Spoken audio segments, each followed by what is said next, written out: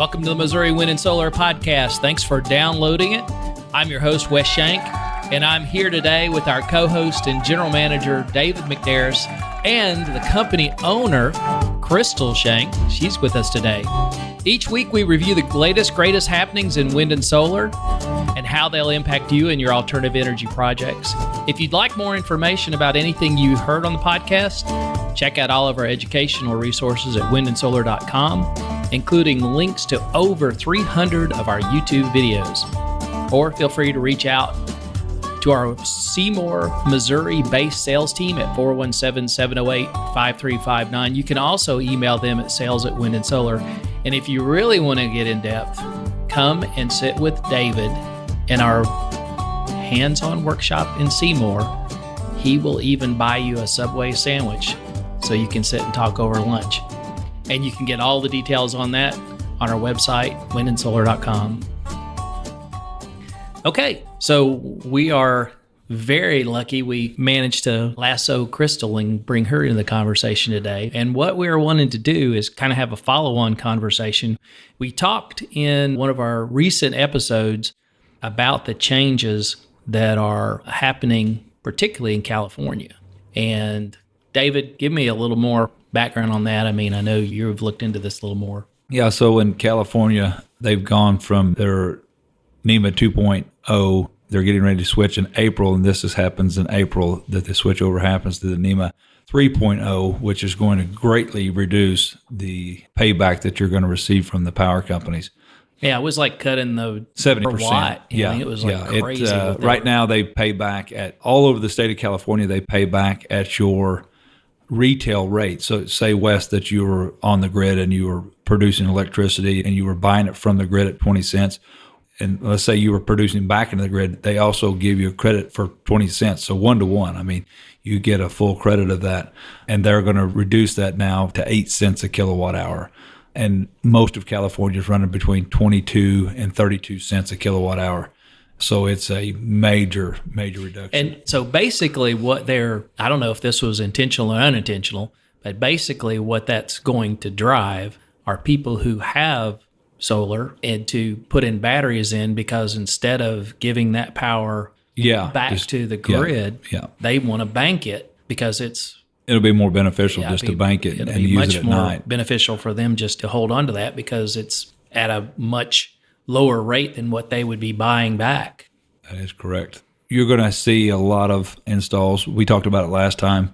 There's 1.5 million solar installations of residential solar installations in the state of California currently. And so you're talking a huge amount of people that are going to need to add batteries to their systems if they're wanting to keep that current pricing that they're having right now, or have that current benefit that they're having right now. So one of the things I know we've been talking about, and get you and Crystal's feedback on this, is you've got some systems out there, and if I get this wrong, just feel free to obviously correct me like you normally do, is that you have like the Enphase that was just designed for that grid-tied AC, correct? That's correct. That was all it was ever meant to do, was just to AC tie. So you're just basically matching grid voltage. If the grid was down, you're down. It was only ever meant to do that. It was never meant to have batteries on it. So that will probably actually be a future podcast that we'll do of how you're going to need to go back and do that. But today, I think we're going to focus. You just can't take any given battery, even when you start going back and trying to add a battery bank to that system. In the state of California especially, you won't be able to just go back with any battery. They're going to set limitations and set UL listings. And Crystal and I were talking about that earlier. We were talking just moments ago before we started this, that we're currently carrying the Pites battery. The Pites battery has CEC listings. It has UL 1741, and it also has the UL 458 listing.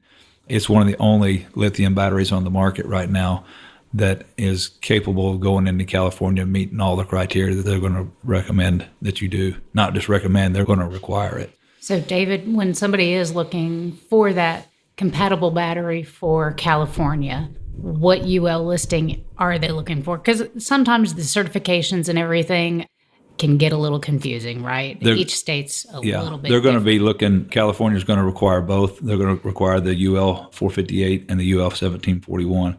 There's another major competitor on the market that is only UL 1741 listed. California will not accept them into their, especially as you start to add them to the grid. It's one thing if you were in an off-grid situation type deal, really at that point, unless you're in a homeowners association or unless you're in a place that requires that you get a permit for everything that you're doing, you might get it through. But when you actually start adding these back to the power company grid, they will check every one of these. This will be an item that they're going to check and make sure that it's meeting their specifications on the ULs.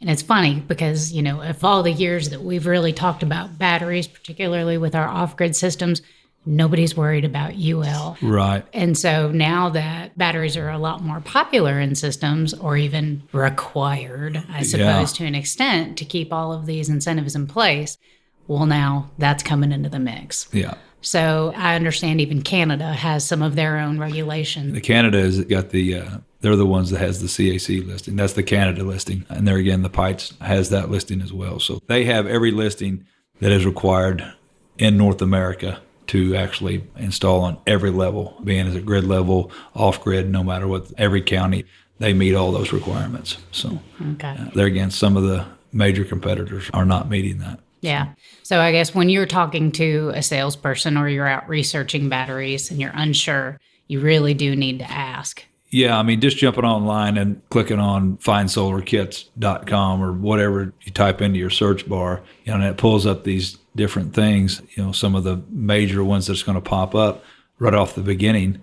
If you're in California, Colorado, places of that nature, you better really make sure that they're going to meet the code, because a lot of that stuff will not. Well, let's talk about that. What batteries do we carry that aren't going to meet the code?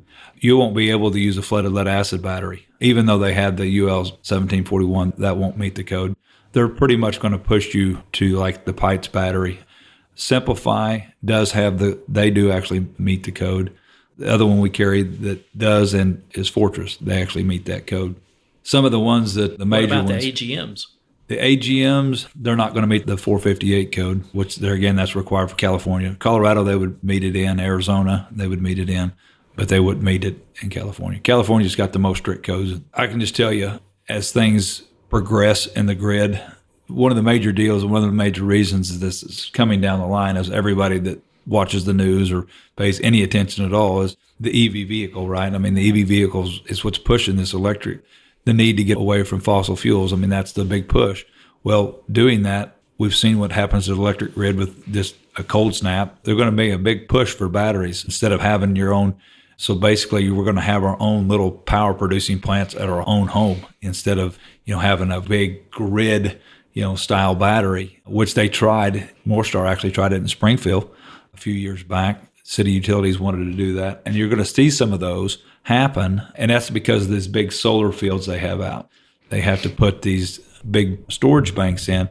And one of them is frequency regulation. Like in California, when you produce too much electricity on the coast at one given time, you have an effect on the frequency of the generator that's producing all the rest of the energy.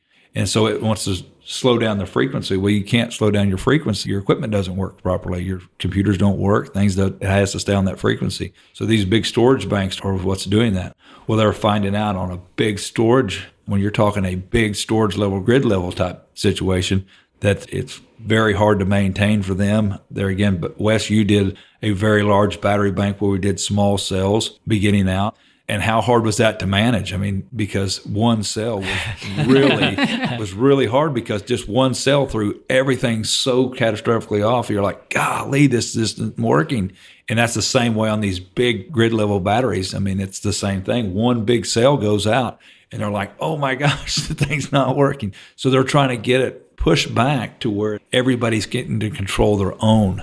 In your house, which you're off grid, but anyway, but in your house, you would have control of your battery bank. It's going to end up being a shared resource. Oh, yes, it will be, because what will happen, even as such, when your batteries are full, say using the Solark, for instance, which you use that in your home, but there again, you're not grid tied. But if you were grid tied, once that battery bank is full, it will then export back to the grid again. And that's why the batteries have to pertain under the UL listings that they require, because it is actually attached to the grid. It is feeding energy from that battery bank to the grid. Well, do we know what they're going to do if you have existing batteries that don't comply? They will probably grandfather them in any point that you try to add to that battery bank, right? It's like in St. Louis County, for instance, it can be this way in lots of places. You can change the faucet out on a tub, but if you say, but I want to add an extra shower head, so I want to run an extra piece of plumbing up. Now the whole system in your house, the whole plumbing system in your house is subject now to inspection, just because you wanted to add one little piece of pipe.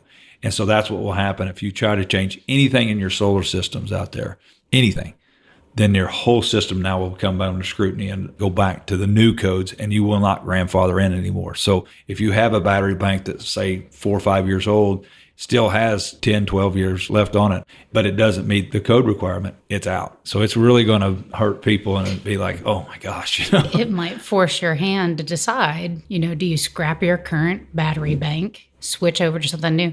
I imagine with some of the older solar fields where they were replacing somewhat obsolete panels as far as wattage output, in selling those off, you might have some gently used battery banks go up for sale, which, that's squirrely in and of itself. I don't know that I'd want to. Me personally, used things. Yeah, batteries are not one of them. I don't want to go to the discount store to buy my batteries. I can tell you that, because they are such a huge part of your system. Well, adding batteries with particularly California, where you do have EV charging and such a heavy load on the utility grid and that kind of thing. Adding batteries is not necessarily a bad thing if you want to help manipulate a little bit your charging and what you're actually paying the utility company for peak hours and that peak rate. Shaving. You can potentially charge your batteries when it's cheaper, and then use that battery power when your rates are higher, when more people are actually pulling power from the grid. So that's a great point. When you have the ability to have batteries, like the solar, you can tell it kind of when to be on, when to be off. Well, you may have it on just to pull from batteries during the peak shaving, not at night. Electricity rates get cheap at night because really nobody's pulling from the grid at that point, so they'll drop the rate a lot lower.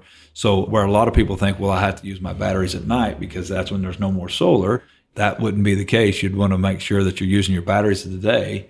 Your solar's still coming in, still recharging those at the same time. You're still getting all the use out of your energy you're producing every day. It's just you're going to do it in a different way to mitigate that cost. So basically what you're saying, you're sending your day production to the grid, right, and getting the benefit of that cost-wise. Right. And then at night, you're actually charging your batteries back at night. Right, because they're still going the rate's lower. At the current rate, that is. Now, when they change, it will depend.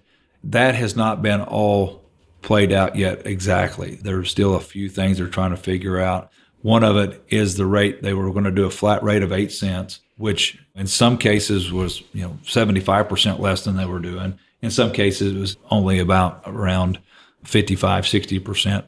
And then they will go back and try to see what we're going to do as far as what rate we're going to give. I really think they're going to come out with a flat rate. They kind of the same way they do right here in Missouri, our co-op that I'm on.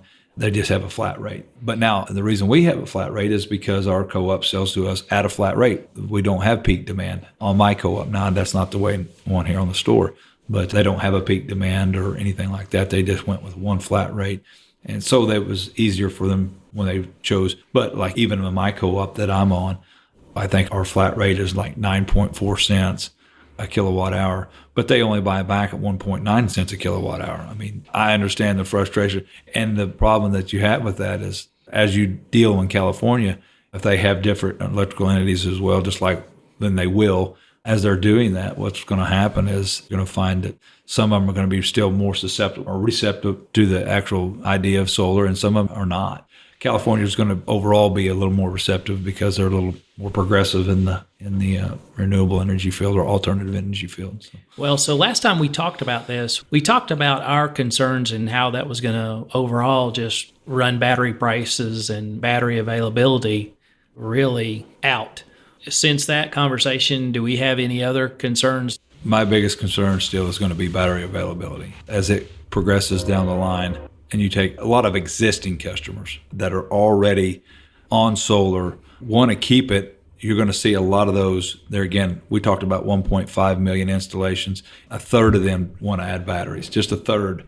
It's not just going to have an effect on the batteries either, though, because like on that M phase with the microinverters, and they cannot just add battery banks to those. M phase has got a new Envoy system coming out that you will be able to adapt some of their inverters to, especially some of their string inverters. But overall, in the microinverters, you're talking that you're going to have to totally add a new inverter into the mix. And we'll get that in another podcast. But when that happens, it's going to put a huge strain just on that inverter market alone, again, by itself, just because there's people that are currently already doing it and they're going to have to add these batteries to the system. So it's going to put a strain on the battery market and on the inverter market again, to levels that we didn't really want to have to see again. So now, luckily, I mean, I guess for all those folks in California, assuming all rolls in together, you've got the Inflation Reduction Act tax rebates for adding all of these in. And so that includes batteries. That does. And that's something that had never been before. You couldn't,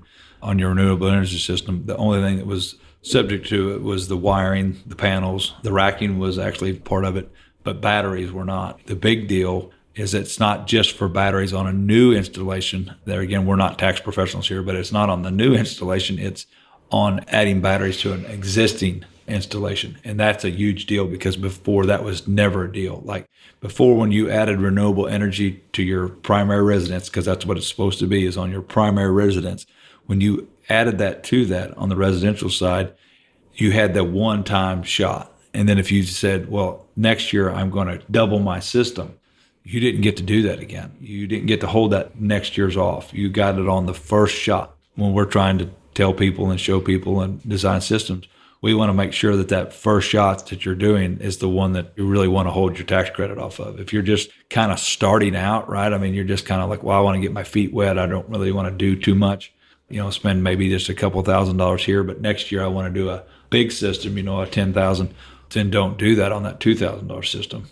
Now, if you're going to add batteries back, it's not a big deal because then it all comes back and is subject to the tax credit at that point. I mean, since we're trying to kind of focus on battery choice by where you live, California, I mean, you don't have to add 4 of those Fortress E-Vault batteries and have tons of days of autonomy. You could go with a single battery. Yeah. And the storage capacity on the Pites battery is just a little over 5 kilowatt. Yeah. I mean, you're not looking at tens of thousands of dollars necessarily in your batteries. No. That new Pites battery, I think we retail it right at $2,000. It comes with all of its cables. It kind of comes with everything you need for one individual battery. And even if you have to put multiple batteries on the system, we have the cables, everything that you need to connect those together. They're actually very cheap for what they are to connect them together. I priced one yesterday. It's a 20 kilowatt battery for $16,000 for an individual. And that's unheard of, in our industry, right, that we'd been dealing in. We've got the capabilities and it's a server rack style battery. They can be stacked up. They don't take up a whole lot of room. It's a great addition to our lineup of batteries, for sure. It is a nice compact battery. It's heavy. Yeah. Team lift item. Yeah, it's a team lift. It's got handles on both sides for 2 people. But they do have nice cabinets and racking if you end up going with multiples. It is a good unit. They have so many options. They even have outdoor options that you can have boxes that you can attach to the outside of the house. Somebody may be like, why would you do that? Well, because the Solarc is an indoor-outdoor rated product as well. So you can actually keep all your stuff on the outside if you didn't want to. Maybe you just don't have room in the utility room that your box is at right there. You can mount it right on the outside of the home and not take up any room inside the home. So, all right. Well, have we explored this to... I think we've beat it in the head. Ask your sales representative if your battery is California compliant. That's right. Because it's going to eventually... It's going to trickle down. Whether you like it or not. Yeah. Sometimes these things happen. So thanks for checking out the podcast today, and we look forward to bringing you more podcasts. Thank you for downloading and listening to the podcast today. If you have a question you'd like to hear us discuss on the podcast, or just want to say hello, email us at radio@windandsolar.com.